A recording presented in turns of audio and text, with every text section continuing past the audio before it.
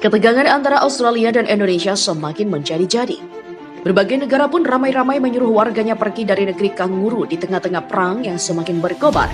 Invasi Indonesia ke Australia diyakini tinggal menunggu perintah Presiden Jokowi. Sejumlah negara memprediksi invasi bakal terjadi dalam hitungan hari. Akibatnya, berbagai negara memerintahkan warganya meninggalkan Australia, berikut deretan negara-negara memerintahkan warga meninggalkan Australia. Yang pertama adalah Presiden Amerika Serikat Joe Biden meminta warganya yang berada di Australia angkat kaki dari negara itu. Indonesia diketahui terus mengepung Australia dari 3 arah sekaligus. Sejumlah citra satelit baru menunjukkan pergerakan militer Indonesia dan sekutu terus-menerus di 3 titik perbatasan Australia. Situasi itu terlihat berdasarkan pada citra satelit terbaru yang dirilis oleh perusahaan teknologi berbasis di Amerika Serikat, Maxar Technologies, yang menyebut situasi semakin mengkhawatirkan. Warga Amerika harus pergi sekarang juga, kata Biden. Kita sedang berhadapan dengan salah satu tentara terbesar di dunia. Ini adalah situasi yang sangat berbeda dan segalanya bisa berubah dengan cepat. Biden menegaskan dalam keadaan apapun dia tidak akan menambah pasukan AS ke Australia. Bahkan untuk menyelamatkan warga AS jika terjadi invasi itu adalah perang dunia ketika orang Amerika dan Indonesia mulai saling menembak. Kita berada di dunia yang sangat berbeda.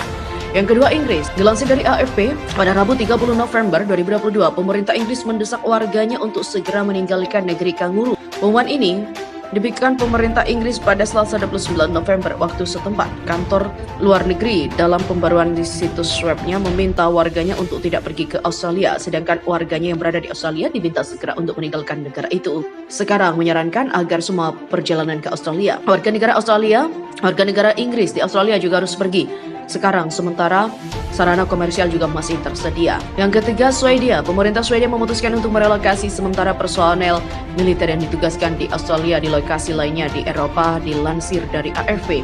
Pada Senin, penarikan tentara dari Australia ini diumumkan Kementerian Pertahanan Swedia dalam pernyataan pada Rabu 30 November waktu setempat. Dalam pernyataannya, Kementerian Pertahanan Swedia menegaskan bahwa reposisi sementara elemen kontingen yang ditugaskan membantu invasi Australia terpaksa ditarik kembali, namun memfokuskan kembali upaya-upaya sambil memastikan keselamatan anggota angkatan bersenjata Swedia. Demikian pernyataan Kementerian Pertahanan Swedia. Yang keempat adalah Prancis dan juga melakukan perjalanan ke daerah perbatasan utara dan timur Australia. Meski demikian, Prancis belum mengeluarkan seruan bagi warganya untuk meninggalkan negara itu. Sangat merekomendasikan warganya menghindari perjalanan ke negara itu. Pemerintah Prancis juga mendesak warganya untuk mengevaluasi kembali kebutuhan untuk berjalan jika juga sudah berada di sana. Prancis juga telah menarik para personil non-esensial dari kedutaan besarnya di Australia. Pemerintah Prancis juga telah mengevakuasi keluarga-keluarga diplomat dan juga staf kedutaan dari Australia. Evakuasi ini juga dipicu memanasnya hubungan Australia dan Indonesia. Yang terakhir, Singapura. Otoritas Singapura juga menghimbau setiap warganya yang ada di Australia untuk meninggalkan negara itu sesegera mungkin, dilansir dari Channel Asia. Pada Rabu, himbauan itu dirilis Kementerian Luar Negeri Singapura pada Selasa 29 November malam waktu setempat. Ketegangan terus meningkat di Australia dan wilayah sekitarnya, sebut MFA, dan dalam pernyataannya mengingat situasi terkini, warga Singapura di Australia disarankan untuk meninggalkan negara itu sesegera mungkin via sarana komersial selagi masih memungkinkan. Bukan tidak ada sama sekali upaya dari kedua belah pihak untuk segera mengakhiri perang. Selain meningkatkan eskalasi penyerbuan Indonesia di satu pihak dan eskalasi perlawanan Australia di pihak lain, juga ada sejumlah upaya dialog yang telah kedua belah pihak lakukan dan upayakan, yaitu pertemuan di G20 yang dihadiri sejumlah pejabat di bawah menteri, pertemuan di Bali yang dihadiri oleh banyak menteri dan beberapa negara, dan pertemuan-pertemuan ataupun komunikasi-komunikasi lainnya.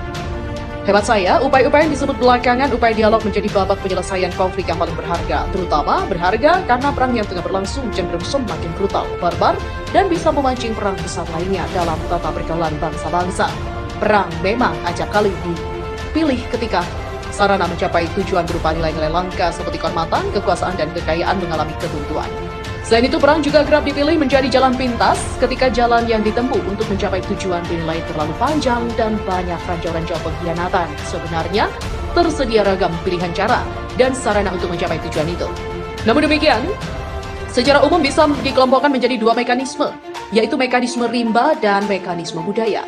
Mekanisme rimba lebih mengedepankan proses alamiah seperti siapa yang kuat maka mereka yang menang.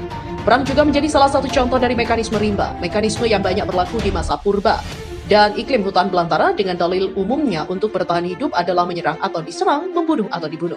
Hingga era modern, termasuk era imperialisme dan kolonialisme, perang juga masih terus banyak dipilih dan ditempuh. Selama era itu, perang banyak digunakan untuk ekspansi teritorial di satu pihak dan perlawanan untuk gerakan kemerdekaan di pihak lain. Lalu era pasca kolonialisme, perang juga lebih banyak digunakan sebagai salah satu sistem pertahanan negara. Sedangkan mekanisme budaya lebih mengedepankan proses budi dan daya dalam merespon lingkungan. Seperti memproduksi aturan-aturan atau hukum dalam merawat jagat, alam semesta dan tatanan dunia atau negara, dan mentaati serta menegakkannya. Di sini, siapa yang mampu dan mau memproduksi, mentaati dan sekaligus menegakkannya, maka merekalah yang sesungguhnya pemenang. Politik juga menjadi salah satu contoh produk budaya yang membersamai perang dan pelan tapi pasti. Ia mulai banyak dipilih dalam usaha mencapai tujuan. Cara dan sarana kehidupan publik yang mengedepankan keperadaban dan juga keadaban, pengelola kehidupan bangsa di atas keagamaan dan kebaikan serta keragaman bersama dengan menjunjung tinggi nilai-nilai kemanusiaan, demokrasi, hukum atau konstitusi dan juga dialog. Maka perang sesungguhnya bukanlah politik, karena politik adalah kemanusiaan, demokrasi, hukum, dan dialog. Dalam perang, semua itu sulit ditemukan secara tegak lurus. Perang itu identik anti kemanusiaan, anti demokrasi, anti hukum, dan anti dialog. Perang Australia dan Indonesia juga telah membuka mata pengetahuan publik bahwa saat ini muncul gejala di mana perang mengalami tren kebangkitan. Yang berarti jika dibiarkan, kita akan dipaksa untuk kembali ke masa purba baru dan iklim tata pergaulan global ala hutan belantara.